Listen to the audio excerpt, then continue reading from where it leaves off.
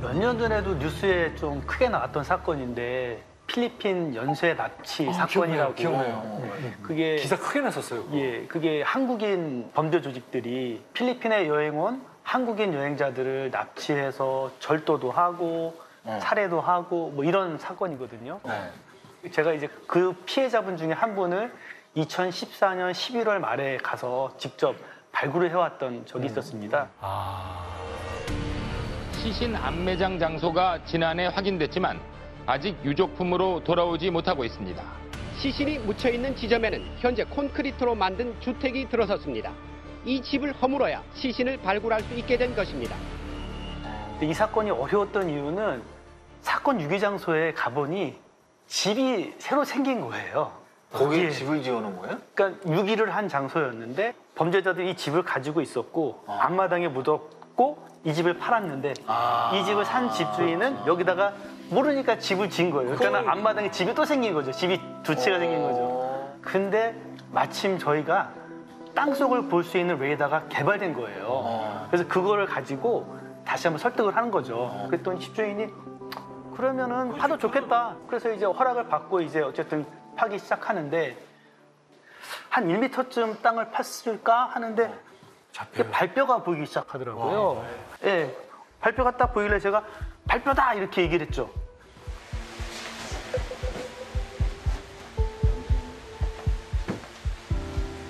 이제 제가 이제 직접 들어가서 이제 백골화된 뼈를 이제 발굴을 해서 이제 시신을 모신 거죠. 다행이네. 아니, 바로 거기서 또 확인을 하신 거예요? 신원 그러니까 또 조사해서. 조금 더 들어가면 그분의 앞니가 임플란트를 했었어요. 그때 당시에 그 엑스레이도 다 가져갔었거든요. 그래서 머리뼈를 찾자마자 이 엑스레이를 찍은 걸 비교한 다음에 신원은 확실하다. 유전자 검사를 다시 한번 하는 그런 과정까지 거쳤습니다. 근데 그렇게까지 하게 된 이유는 살인 사건에서 시신이 가장 중요한 증거거든요. 그래서 이 시신을 발굴해서 신원을 확인한 덕분에 범인이 무기징역을 받게 된 것으로 알고 있습니다. 다행이네. 근데 이런 일들이 해외 협조가 좀 잘 되는 편인가요? 실질적으로는 이게 나라마다 사법 체계도 다르고 뭐 어떤 나라, 뭐 미국 같은 경우는 접근도 못하게 해요. 그런 어려운 환경에서 좀 쉽게 풀어냈던 게 2013년에 이제 라오스에서 비행기가 추락을 해가지고 그 사건도 기억이 나요. 라오스에서 여객기가 추락해 한국인 3명을 포함해 탑승객 49명이 모두 숨졌습니다. 하지만 한국인 탑승객들의 시신은 아직 찾지 못했습니다. 탑승자 시신이 추가 인양됐지만 한국인 탑승자는 확인되지 않았습니다. 한국법의학팀은 시신 확인을 위한 DNA 검사를 위해 유족들을 상대로 유전자 표본을 채취했습니다. 근데 이제 급하게 이제 저희도 한국인 찾으러 갔죠. 갔더니 그 옆 나라인 태국에 왕실 소속의 경찰이 와서 본인네들이 현장을 통제를 하고 자기네들끼리 이제 막 하고 있는 거예요. 라오스인데도? 네. 그래서 우리가 알아서 할 테니까 너네는 빠져라. 이런 분위기였거든요. 근데 이제 대사관에서 이제 항의를 했죠. 우리는 일할 수 있는 권리가 있는데 태국이 도대체 무슨 권리로 이걸 막냐.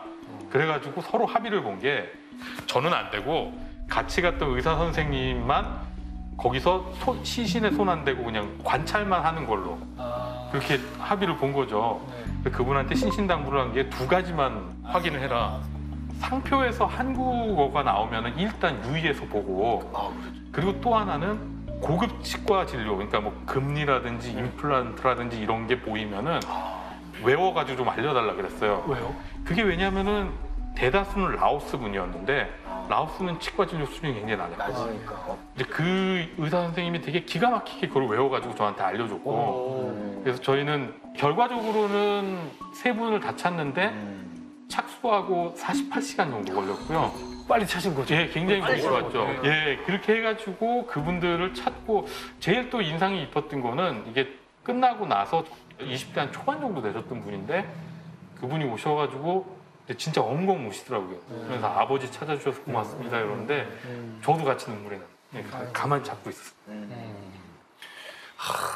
그러니까 지금 말씀해주신 그 역할은 법의학자만이 풀 수 있었던 역할이었다라고 생각이 들어요.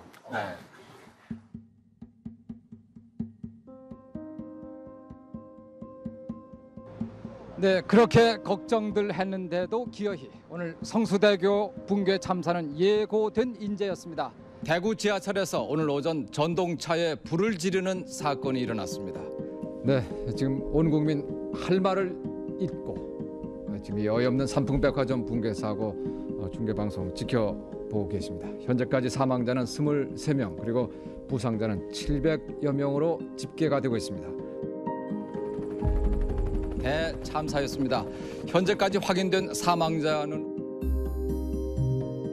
하지만 어렵게 유해를 발굴해도 신원 확인에 어려움을 겪고 있는데요. 아직 신원 확인조차 안 된 시신이 있다고 합니다. 앞으로도 사망 실종자는 더 늘어날 것으로 추정이 되고 있습니다. 세월호 2층 화물칸에서 지난 28일에 발견된 뼈 한 점이 사람 뼈로 확인됐습니다. 우선은 대구 참사나 삼풍백화점은 그 안에 누가 있었는지 알 수가 없어요. 세월호는 탑승자 명단이 있죠. 그러지 않습니까? 세월호는 신원 확인 작업이 어렵지는 않았어요. 명찰 교체한 사람도 있고 뭐 다 있기 때문에 명단도 있고. 근데 대구 지하철 참사나 삼풍백화점은 그 안에 있었다는 존재를 증명할 길이 없어요. 그래서 근데 이렇게 대형 참사가 딱 터지면 우리 일상적인 일들이 다 있잖아요, 이분들이. 지금도 내일도 국가수행 부검이 접수돼 있을 테고. 근데 대형 참사 순간적으로 많은 사람의 힘이 필요하지 않습니까? 그러니까 결국은 지원을 해야 돼요, 서로가. 조금씩 도와서 한 팀을 꾸려야 됩니다. 그게 이제 대량 참사에 관한 집단 사망자 관리단이라는 건데, 그렇게 해서 모여서 과연 이게 얼마만큼 희생자가 있을 것이며 어떤 절차로 갈 것인가를 얘기는 하고 준비를 하고 상황에 따라 한 팀이 꾸려지고 오랫동안 그 시간이 끝날 때까지 같이 하게 되죠. 이제 박대균 선생님도 오시고 이제 이상수 선생님도 오시고.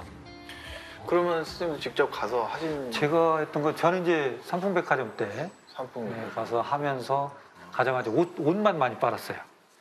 그래서 상표를 찍어야 되기 때문에 사이즈하고.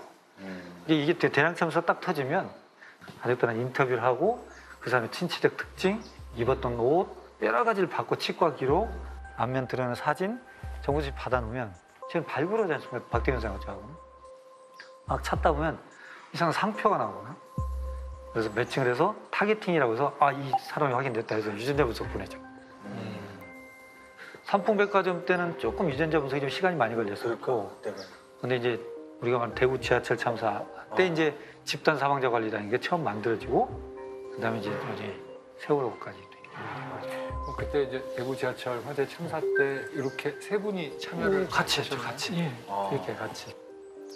항상 이제 말씀하셨지만 대량 참사를 말씀드릴 때마다 저희가 항상 고민하는 게 이 가족분들의 아픔을 저희가 꼭 잊어서는 안 되거든요. 그래서 사실은 다시 한번 가족분들한테는 깊이 위로의 말씀을 전해드리고 싶습니다. 근데 저희가 이제 화재 현장에 가봤을 때 가장 어려웠던 것이 이제 발굴이 가장 중요한 어떤 그런 현장이었습니다. 그래서 한 사람 한 사람을 현장에서 구별할 수 있는 게 가장 중요했어요. 근데 유전자 검사는 만능이긴 하지만 열에 아주 취약합니다. 열에 노출되면 이게 단백질이라 변성에 대해서 유전자 검사가 잘 안 나오거든요. 그렇기 때문에 그 한 분이라고 저희가 했던 그 뼈대랑 같이 나온 탄화된 살점에서 아주 눈곱만큼이라도 유전자 할 수 있는 부분이 있으면 저희가 유전자 검사를 통해서 신원을 확인할 수 있었던 거죠. 야, 근데 그걸 요만큼이라도 단서를 수습을 하고 이제 그걸 하려면은 모두 총동원돼서 현장을 수습했어요. 거기 간 분들의 이제 수단 로딩은 좀 많아져요. 잠을 잘 수가 없고 왜냐면 우리가 약속을 하거든요. 저희가 최대한 노력해서 빨리 가족의 품에 돌아가시도록 하겠습니다. 이걸 붙여놓고 시작을 해요, 저희가.